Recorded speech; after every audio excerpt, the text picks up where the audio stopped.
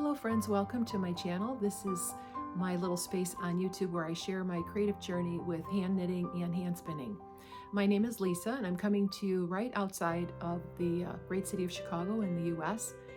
I have been podcasting for about 8 years on and off, though I'm a bit rusty. So I'm filming this little intro to some video that I made the other day, sharing with you some of my Christmas makes and some of my plans for 2025.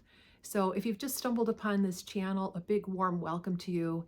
And if you're an old friend, thank you so much for coming back. I'm going to turn it over to Lisa in the past and give you an update on what's been going on over here. I hope you're well. I hope the new year is finding you healthy and in good spirits. And I look forward to hearing from you in the comments below. Take care. These past months, I've been knitting a lot of small decorative items, and I made all these hand-spun hearts. So hand-spun hearts, let me show you them up close. This was the first one I made. They're all made out of singles yarn that I spun up, and I've stuffed with wool.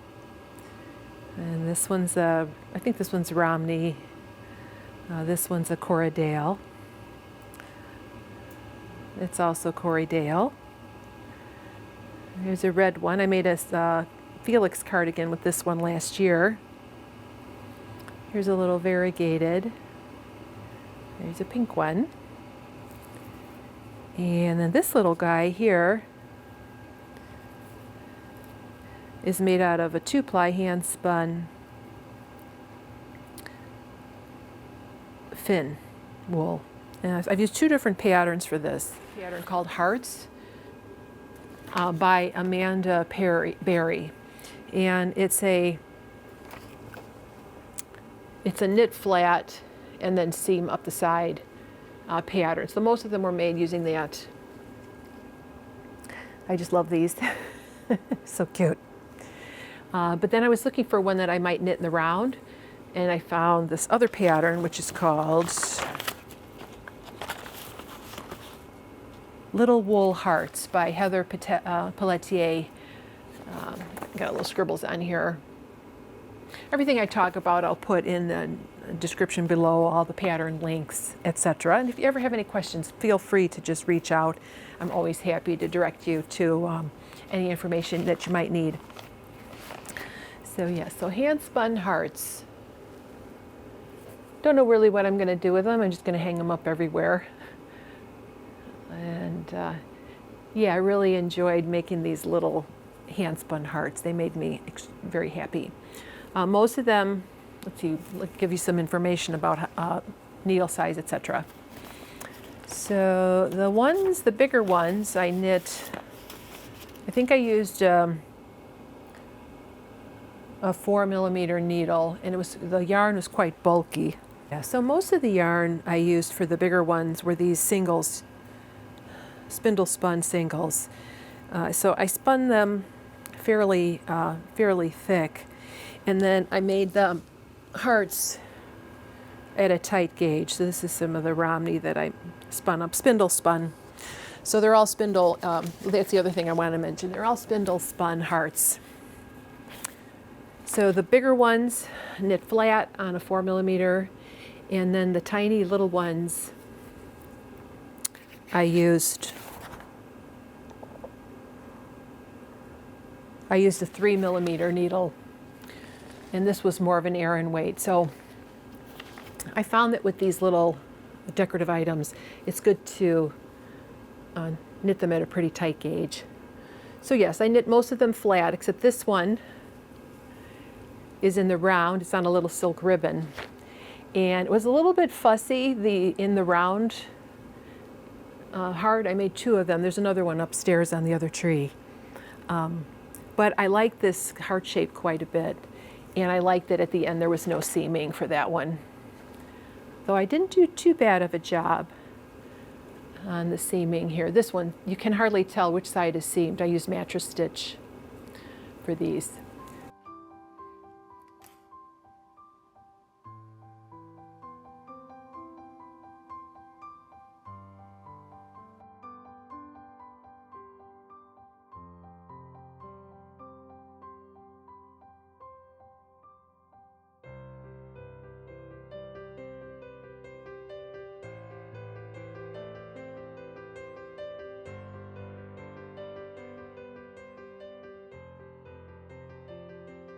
So for years, I've gone to my local library and I picked up this book, 55 Christmas Balls to Knit by Arnie and Carlos. You could see how young they were there. I think this was the year 2000. This was their first publication. I never got around to making them, but this year I did.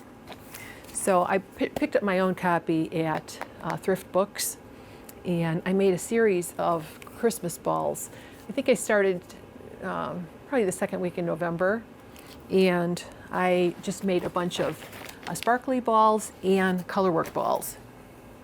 So let me show you the colorwork ones first. No, I'll just show you the sparkly ones first. So these are my sparkle. I gave a couple of these away to my sister. This is a kind of sparkly yarn that I picked up from Amazon. I think it's called Christmas Art. I'll put the name of the yarn right here and in the description below. And then I cast this one on New Year's Day, and I haven't finished it. So I make these, all my Christmas balls, I settle on a 3mm needle. And I like to use the wooden DPNs for the sparkly balls. And then for the colorwork balls, I tried a variety of techniques. First I tried using the double points. And then I tried magic loop. And then finally I settled onto the two circular method for my Christmas balls, because I found that it created the most even tension across the little motifs on the balls. So you want to see them, right? I'll show them to you here. So this is what's been keeping me busy the month of November. So I think I've made, let's see, I've got 1, 2, 3, 4, 5, 6, 7, 8, 9, and 10. So I have 10 here, and then I gave one to my sister for Christmas. So these are my Christmas balls. Oh, they were so fun. They were so addictive. Let me show you some of them up close. This one is a Selbu pattern. Look at how cool that is. I'll just toss them here. Here's my only tricolor one. This one, some of them are a little bit wonky and they're not quite circular, but pretty pleased, pretty chuffed how they turned out. I made little crochet hooks. I just hang them from like doorknobs and so on. They're a little bit big for my tree, but they look cute in a bowl. This one is people holding hands. So cute. Let's see. This one, my husband requested this one. This is the strawbuck, which has some significance in Norwegian Christmases. All these are knit with Rauma, the 3-ply. I'll put the name of the yarn right here. I ordered it from the Woolly Thistle. I think this one is the Greek cross. This one was on my tree. I really like how this one turned out.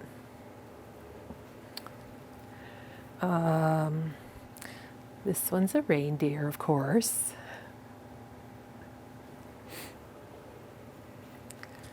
Let's see. This was the very first one I made. He's a little bit bigger than the others. It's a snowflake.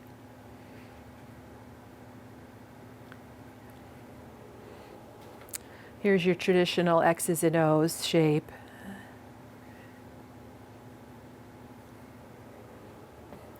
Here's one that I think I might keep out for Valentine's Day. It's the hearts. It's so cute. And then this one is this one had 2 different patterns. It's basically you've got 4 repeats of the motif. And this was I think I knit this one on a 2.75 needle, but it was a little tight, so I decided to go back up to a 3mm. So yeah, these have been tons of fun, and I can't wait to make more of these next year. So yes, I went down a rabbit hole of making these balls. And now they're going to all be packed up soon. So I wanted to pop in and show you that I haven't been exactly idle these last months that I've been away from the channel.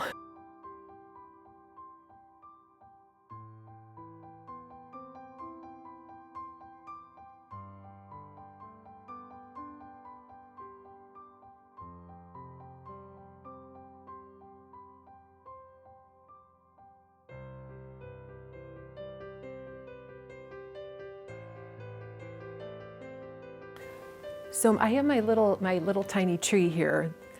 We have a Fraser fir upstairs, and this is my little tree. And I've curated a lot of tiny little sweet little ornaments. We were at a antique mall, and I found little boxes of little tiny ornaments. And I swear I had more fun decorating this tiny little tree than the big one upstairs.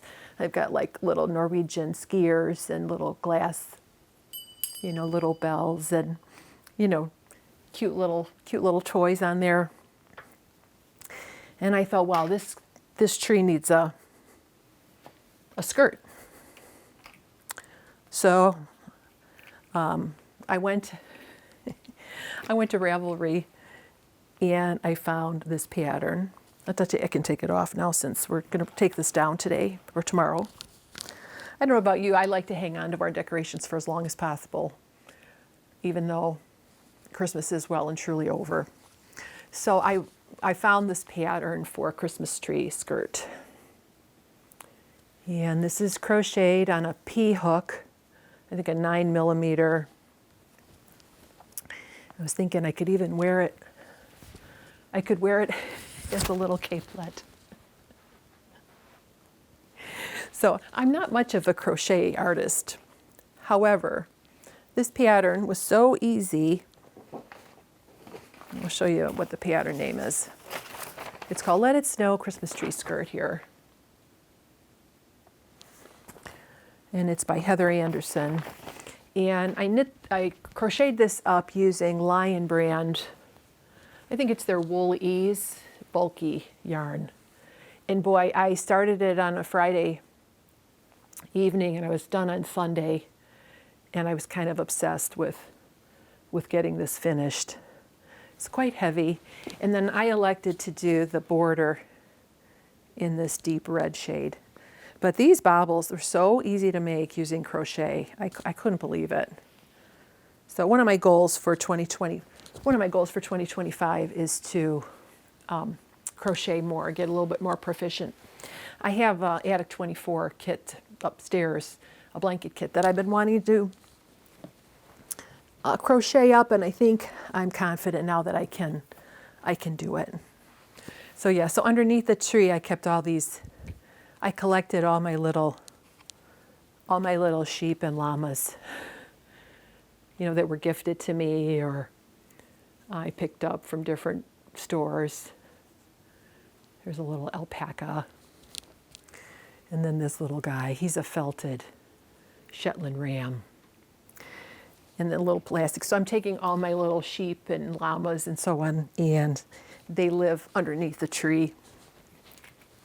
And this is where we sit and watch TV in the evening, and it's given me a lot of joy enjoying the tree and my little Christmas tree skirt that I was able to pull together.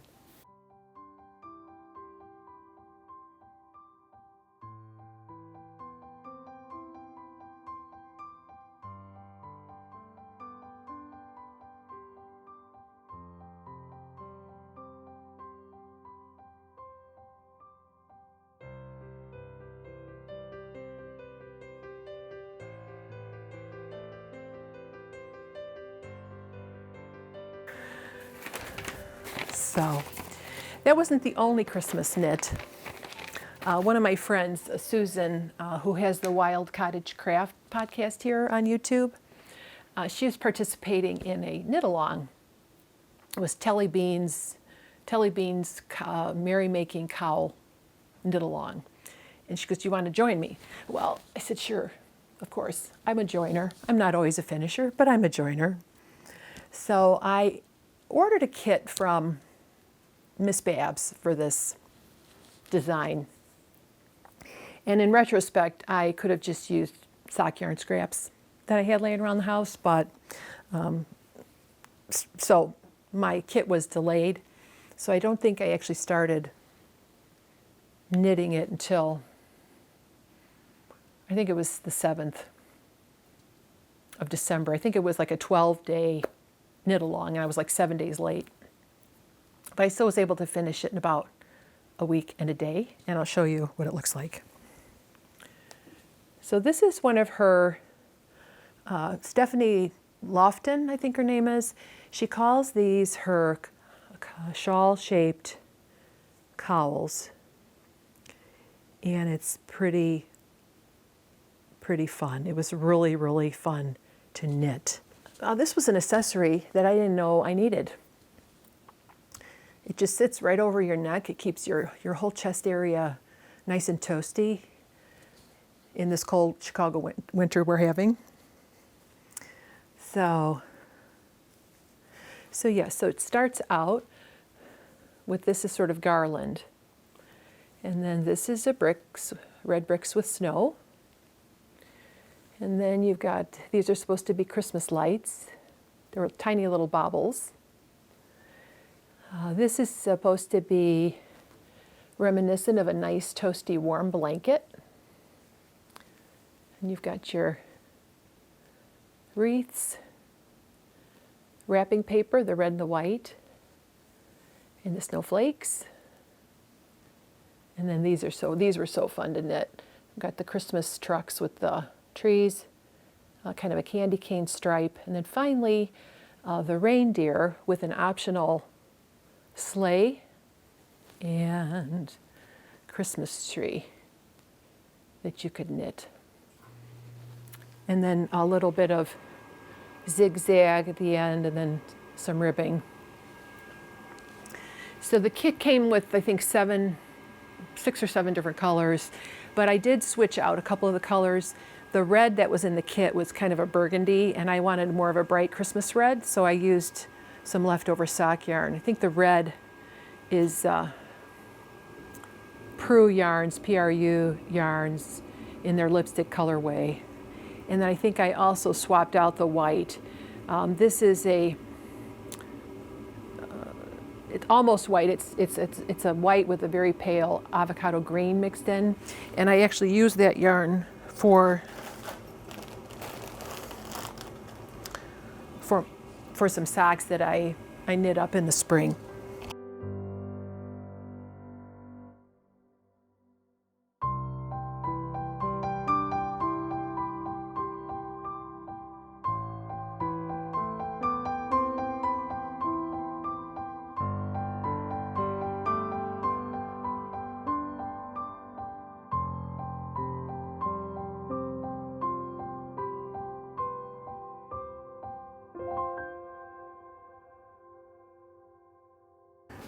So current works in progress. As much as I didn't want to buy too much yarn this year, I did fall a couple of times and make some purchases. It was shortly after the election here in the United States in November when Stephen West's Hybrid Knit-Along kits hit in his store, Stephen and Penelope. And of course I went over there and I found this kit of these beautiful gray shades of Life in the Long Grass wool for his shawl. And I went ahead and hit the buy button. Yes, I was in a interesting state. So I have been knitting on this beautiful, beautiful shawl. I think for the past maybe 4 years, he's been doing this Hybrid Knit-Along, shawl that starts on Boxing Day, the 26th of December. And I don't know when the end date is, probably at the end of January. And I went ahead and purchased this kit. So here, I'm going to show you up close what this looks like. It started out with an I-cord cast on and some reverse stockinette stitches. And then it had this beautiful, it's called a fur rib pattern. My husband says this reminds him of an owl. Yeah, you hold it with some of his mohair for that piece. And then some more reverse stockinette stripes. And then these huge bobbles, which were kind of a pain to make, but there was only one row. And then this section here is called Lacy Buds, which hopefully you can see it here in this light. And now, and then I was going along swimmingly with this project. I didn't have any trouble with stitch count or anything. He has a video for you to start it, mentioning a couple of the tricky parts at the beginning of the shawl. I found too, especially when you have a purl stitch and then you want to slip through with yarn in front, you have to do that extra. You have to do that extra yarn over. So he really points out a couple of the tricky parts about the shawl. I actually ran into trouble with these eyelet parts, which I thought was going to be the easy peasy part, because the yarn, the glow hair by itself is so skinny. I think when I was yarning over knit two together, and then when I was going back the second time around, I was picking up more than one strand, and I was off a couple of stitches. So I just fudged it and got myself set up for the next section. But you can see this is the glow hair, and it's a mohair lace weight, mohair and silk lace weight. So it's really, really thin. I'm knitting this on a US 5, which is a 3.75 millimeter needle. And here are my colors. So these are my three colors. So light, medium, and a dark. And so I finished with mostly with color 1. I think color 1 makes a resurgence in the border. And I'm doing the cable lace columns now with this gray. I had to switch my needle. I was using a dark colored wooden needle, but when I was knitting with a darker yarn, that's not always so great. So I went ahead and swapped it out for these bamboo needles from Crystal Palace, I think. Yeah. And I'm using a lot of stitch markers to keep my pattern repeat sorted. I didn't need that for the lacy bud section, but for this cable lace section, you massively increase stitches. So you have like 267 stitches, I think, and then it's a 15-row repeat. Stephen gives you nice charts, beautiful charts, easy to follow, and I'm definitely using the charts for this section. It's much easier to see where you are in the pattern. Like for example, when you're knitting on the wrong side, it's not just a purl row like some lace patterns are. It's a knit purl pattern on the back. But by looking at the chart, you can see where your yarn overs in the previous row are supposed to be. It's just making it a lot easier. So if you never knit from a chart, I highly recommend you giving it a try, because I find it really opens up a lot more complex patterns for you when you can do so. So yeah.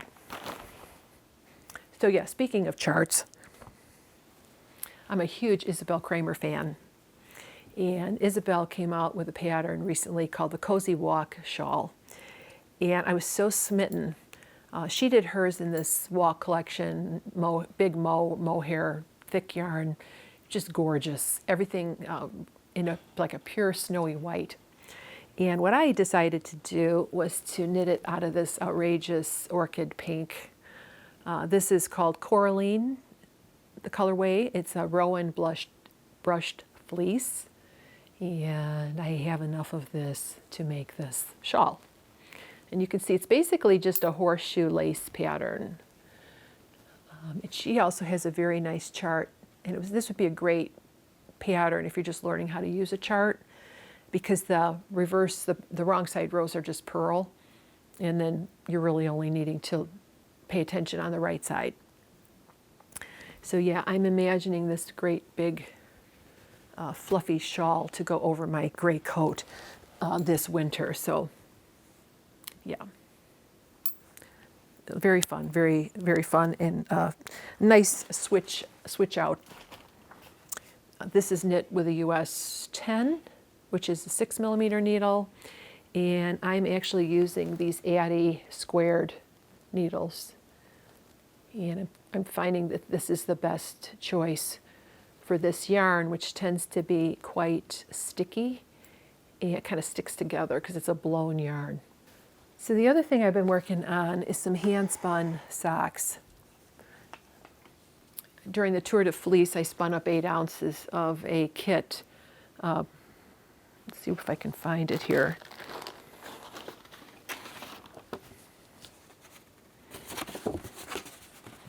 It was a sheep to shoe kit that I had in my stash for years. I spun it up, and I'm knitting.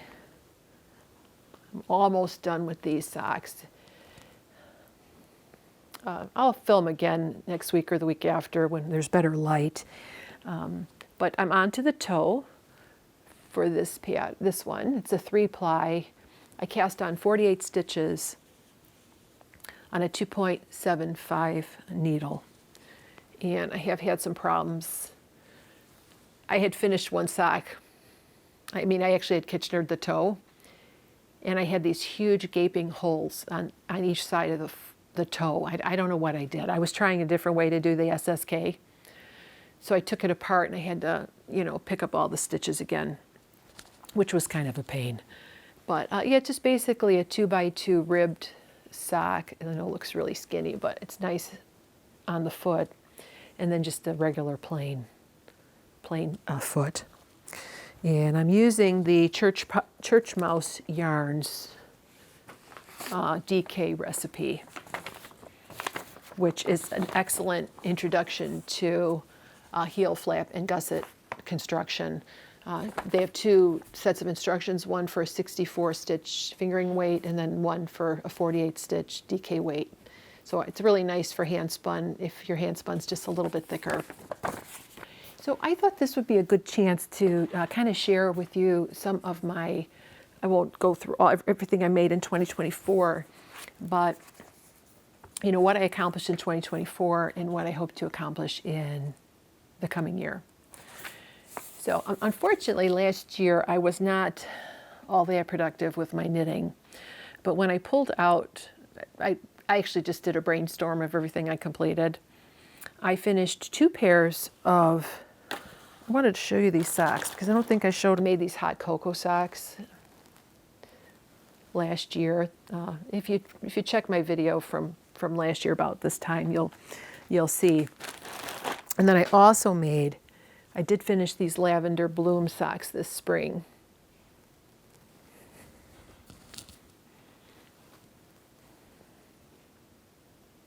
So I thought I would just show you those real quick. I finished one other pair of socks, and I think it was just like a 2x2 rib sock. So I did 3 pairs of socks. I did a Sophie scarf for my sister, and I did a Sophie shawl for me. I completed 2 Felix cardigans. This one I'm actually wearing today. And then a hand-spun version. I did finish the Skogafjell by Diana Walla, but I'm going to take that apart and retrieve the yarn. And I think I'm going to make a cardigan out of it. I finished, since the last time I spoke with you, I finished this long hibernating whip that was upstairs in my stash room. This blanket is by Brooklyn Tweed, and it's called the Tweed Baby Blanket. It's made out of Quince & Company owl.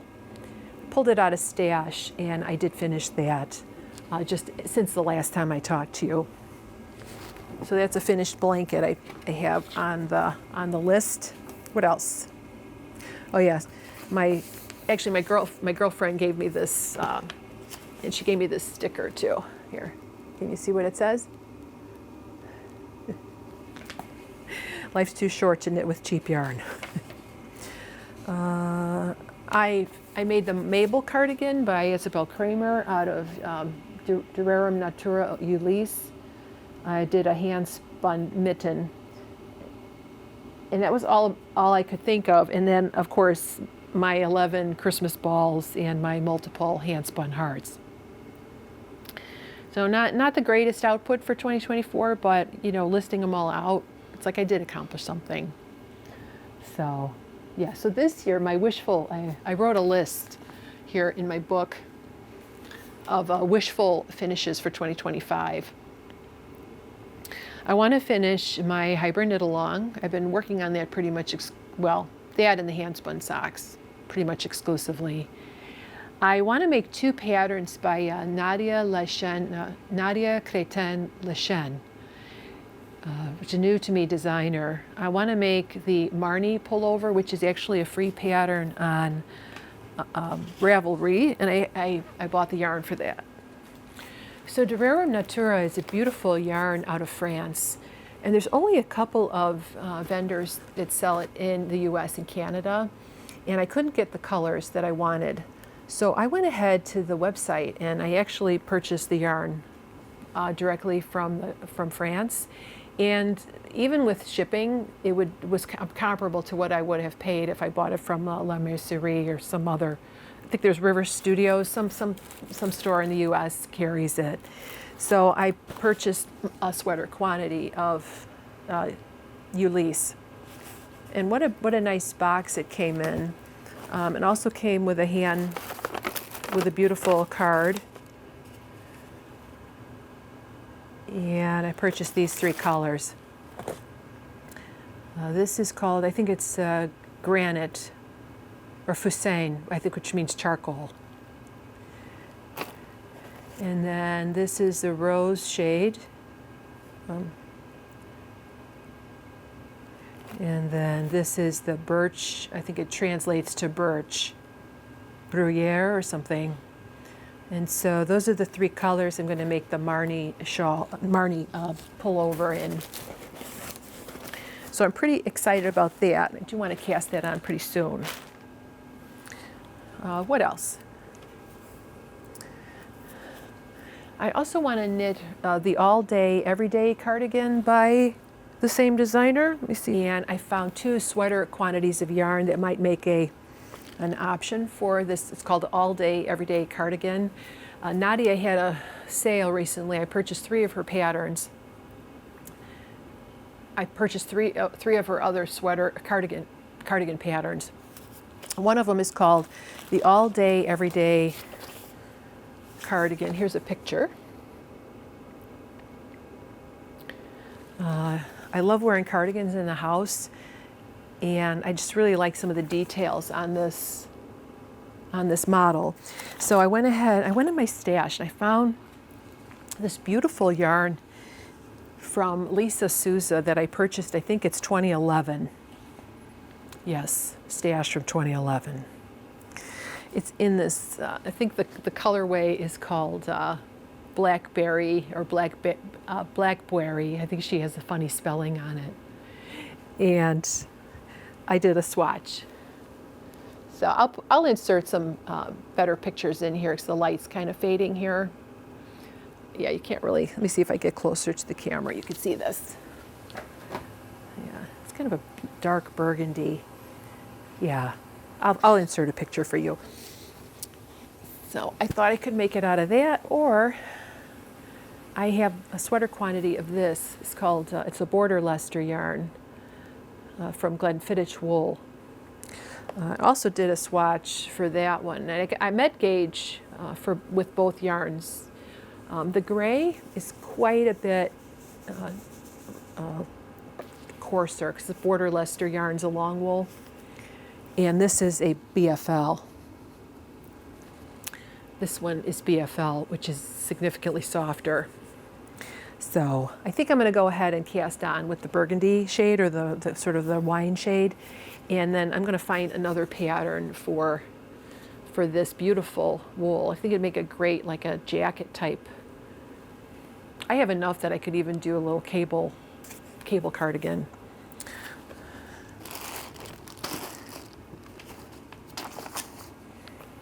But wait, wait, there's more. What else? I want to make the Callias cardigan by Isabel Kramer. I have some sweater quantity of Black Welsh Mountain that's all balled up, ready to go. I swatched, I met gauge, I'm ready to cast that on, but it's in black yarn and I don't really want to knit with black yarn at the minute. I would like to finish this year, this might seem a modest goal, I would like to finish 6 pairs of socks, 2 of which are hand spun. Notice I said finish because I'm counting, these will be one of my hand spun. I want to do one more pair of hand spun socks this winter. And then I was upstairs, I found a bin of old dormant whips and I found 6 socks that I had cast on. And I think I'll show you those in another episode, but I do already have 6 pairs of socks cast on. And they're all very, very nice yarn. I want to finish my Mar shawl, which I have been working on.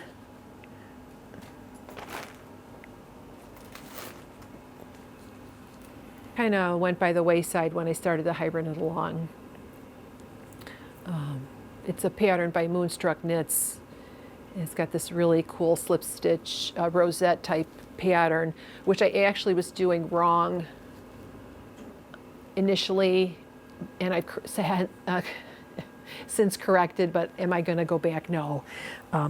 The white yarn is a mohair alpaca Shetland yarn that's quite fuzzy. I don't think it's going to really matter. So I need to finish this. I want to finish this, but I do have to ply some more yarn because I don't think this is going to be enough of the white. Yeah, this is just some BFL. So I want to finish that.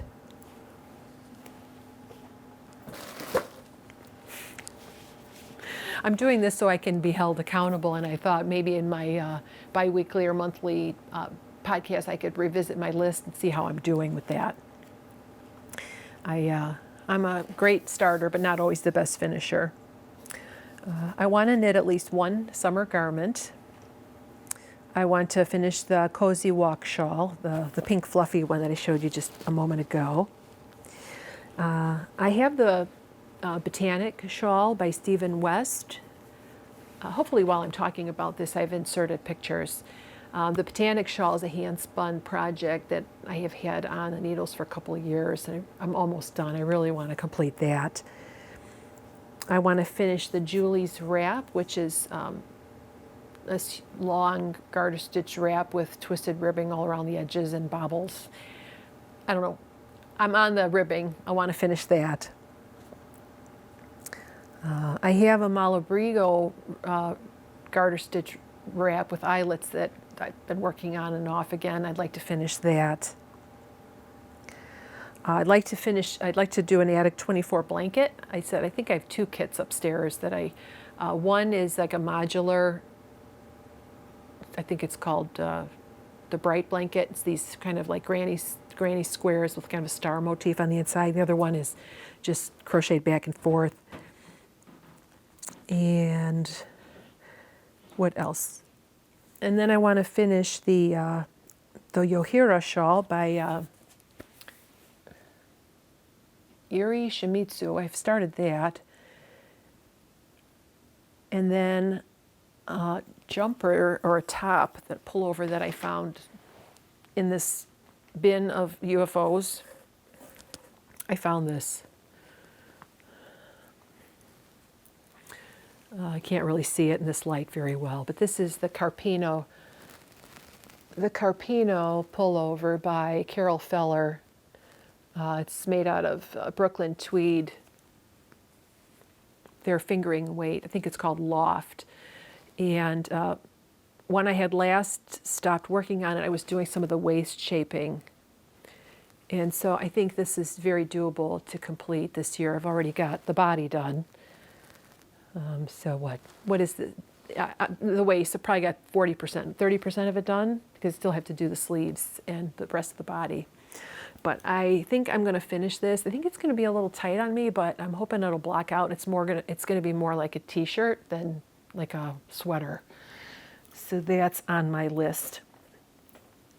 Is there anything else? That's all that I have for the knitting.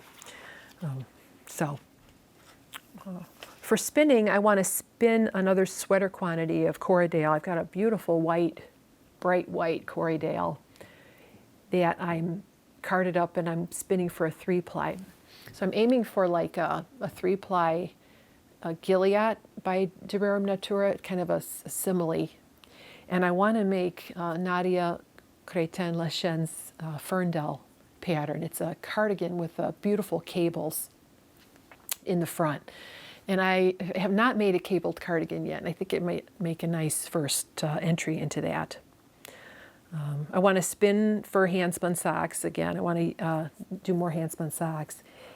And I want to pull out at least 6 of my hand-dyed combed braids in my stash and spin those up and then ply all my miscellaneous bits and bobs that I have laying around. So that's kind of my spinning goals. For sewing, I want to finish my daisy quilt. I'm hand quilting. It's just a lap quilt that I started some time ago. And I want to sew some project bags. I don't care the quality, just even if they're like drawstring pouches, I want to sew some project bags for my whips. Yeah, so for weaving, I haven't done much weaving this year. I put it in my book to weave at least 3 things. I've got a kit from Just Yarns that it's a rigid heddle pattern, and I would like to make 2 other woven projects.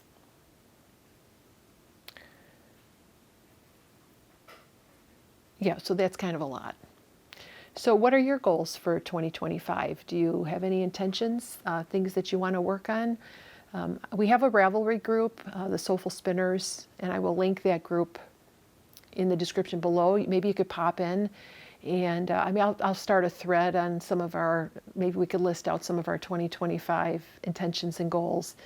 And maybe during this next year, we could revisit those goals and see if we've, for me, I'm going to see how much I failed or succeeded in meeting those.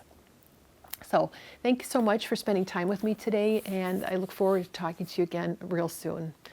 Take care, friends, and have a wonderful new year. Bye for now.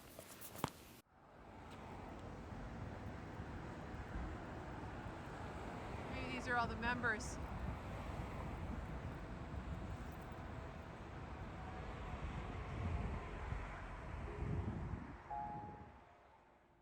So this is the Tiffany window. Let's see.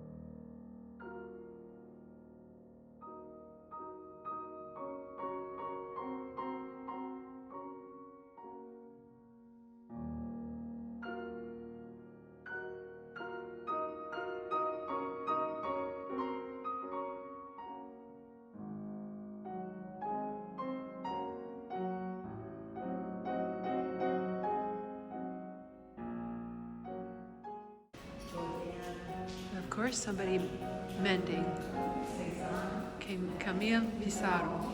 I wonder if she's mending socks. Peasant woman gathering grass.